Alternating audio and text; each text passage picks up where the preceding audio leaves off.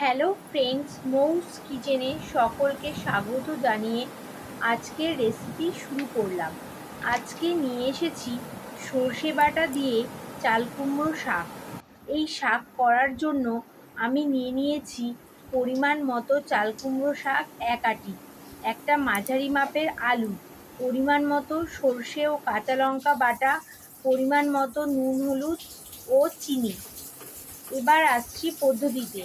প্রথমে শাকগুলি কেটে ধুয়ে নিয়ে জল ঝরিয়ে নেব ও অপরদিকে আলু কেটে ডুম ডুম করে ধুয়ে নেব।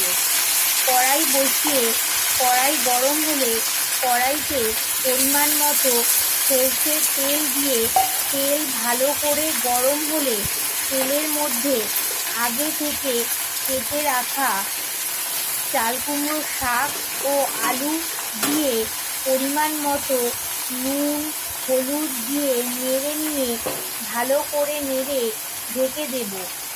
ঢাকনা খুলে আবারও নেড়ে নিয়ে ঢেকে দেব। এরপর শাকের জল শুকিয়ে এলে বেটে রাখা সর্ষে ও কাঁচা লঙ্কা বাটা দিয়ে কষিয়ে নিয়ে জল দিয়ে দেব। জল দেবার পর বেশ কিছুক্ষণ রান্না করতে হবে, যতক্ষণ শাকের ডাঁটা ও আলু সেদ্ধ না হয়। আলু ও ডাঁটা সেদ্ধ হয়ে গেলে শাকের মধ্যে স্বাদ অনুযায়ী চিনি দিয়ে কিছুক্ষণ রান্না করে নিলেই তৈরি চাল কুমড়ো শাকের রেসিপি। এই শাকটি কেউ একটু ঝোল ঝোল পছন্দ করে, আবার কেউ শুকনো।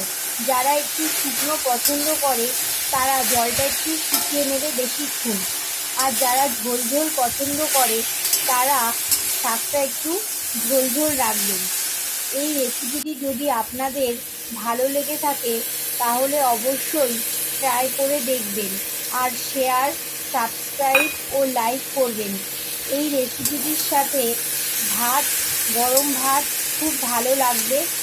আবারও নমস্কার বন্ধুরা, দেখা হবে নতুন একটি রেসিপি নিয়ে।